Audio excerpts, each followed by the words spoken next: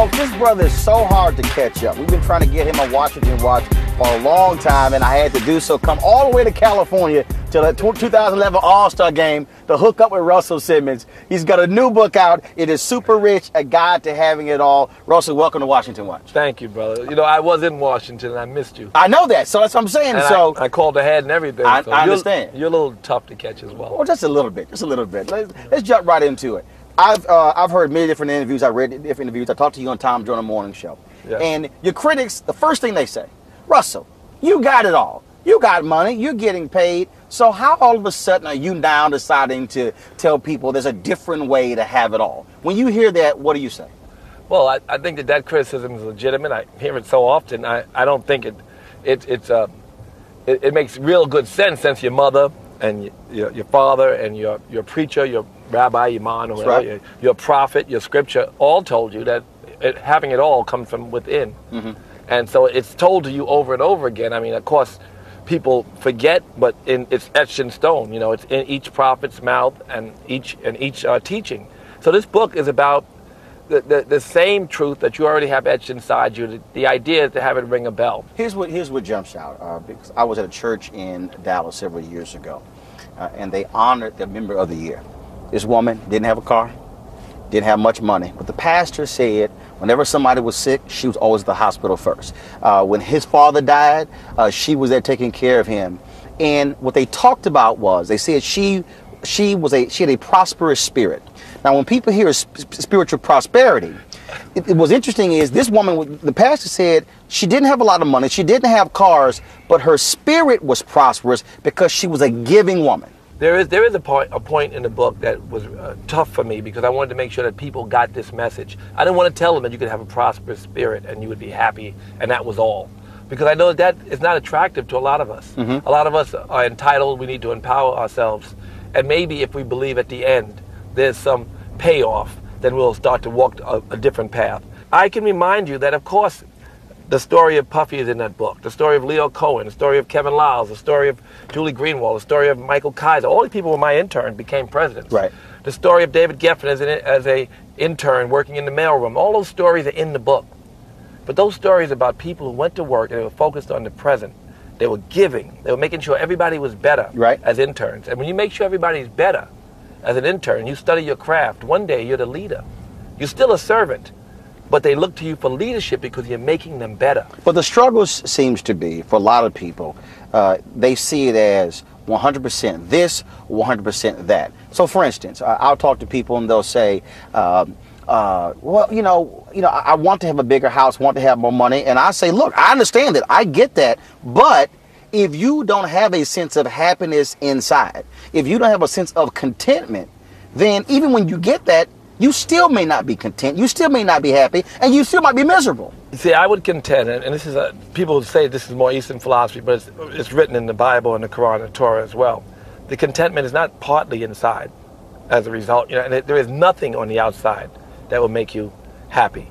Money does not make you happy under any circumstance. Mm-hmm. Happy does make you money, though, this attractive giver. What jumps out, one thing in writing this, where you said, wow, this is where I am today. This is where I used to be. And even I'm surprised about that growth, that evolution. What I learned is that when I look back and I'm trying to explain what it is that promotes this kind of prosperity or this kind of happiness inside, I can look back now after having read scripture and look and say, well, this is what they mean. Like we talk about being awake or fully awake, and what I call super rich is a state of needing nothing. The same thing could be described, nirvana would be the state of needing nothing, or a state of yoga. Or Christ consciousness, a state of needing nothing. It's a blissful state. When does that happen? So there's a chapter called Work is Prayer, to make work your prayer. Because when I was making these records, all I could hear was the melody. I was focused on the melody. Every so often I might break focus. And I'd break focus and I'd think, wait till they hear this. I never thought, when till the money comes. You mentioned stillness. There's a wonderful gospel song called Peace Be Still. Talk a bit about why stillness is so important, especially in the world now where we have Twitter, Facebook, Blackberries, iPod, iPhone, iPad, internet, and everything. It's just moving. Yeah, but you operate from stillness. You have hundreds of thoughts going through your head all the time. When the noise settles, they say it's only God. That's all that's left is here.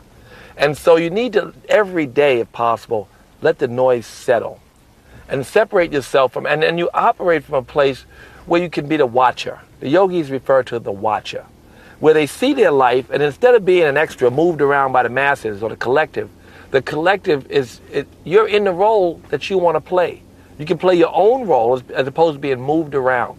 How do you feel when people come up to you and literally say, my thought process, my life, my focus has been transformed by something that you wrote?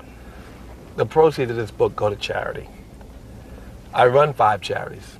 I run the Foundation for Ethnic Understanding, the Diamond Empowerment Fund, the Hip Hop Summit Action Network, the Rush Philanthropic Art Foundation, the Life Project. I run and I work in many other philanthropic and social and political endeavors. That's what I do. But this book and the last book, I do get that. And the lifting someone's consciousness by even 1 degree is a very great gift. And for me, it is the most rewarding thing I can do is to give people a little shift or just a reminder of the piece of God that's inside them. Are you hopeful? Let's deal with the issue of music. Are you hopeful that a bestseller like this, your influence with folks in the industry, could also raise their level of consciousness in terms of what they are distributing? Well, I think that the rapper's job is to tell us what we're thinking as a collective. I don't think that they necessarily have to be the ones to lift us. It's nice when Kanye writes Jesus Walks.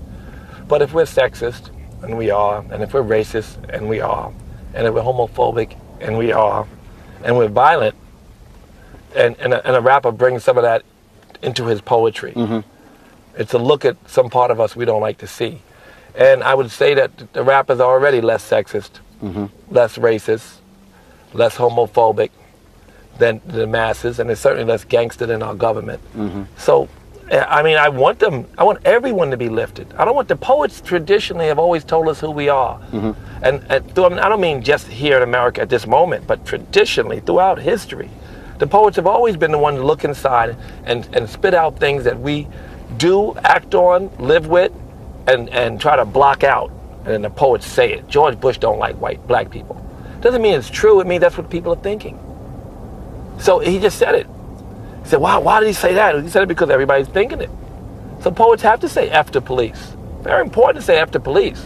When there's so much police brutality going on, and at that moment, and then the next thing, there was a whole review of the relationship between community and police. And so I think the poet's job is to give it to us raw.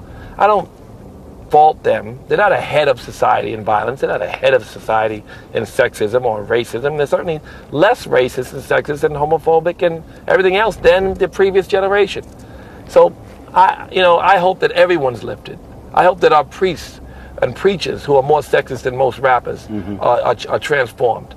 I hope that there's some people who are, and I think a lot of rappers are talking about it, who realize that the number 2 use of oil, besides for the army, all the water, all the grain, the destruction of the ozone layer, all the cancer and sickness, and the worst karma in the history of humankind is the animals and the abuse of them. And I think that a lot of rappers are saying that, more than the mainstream.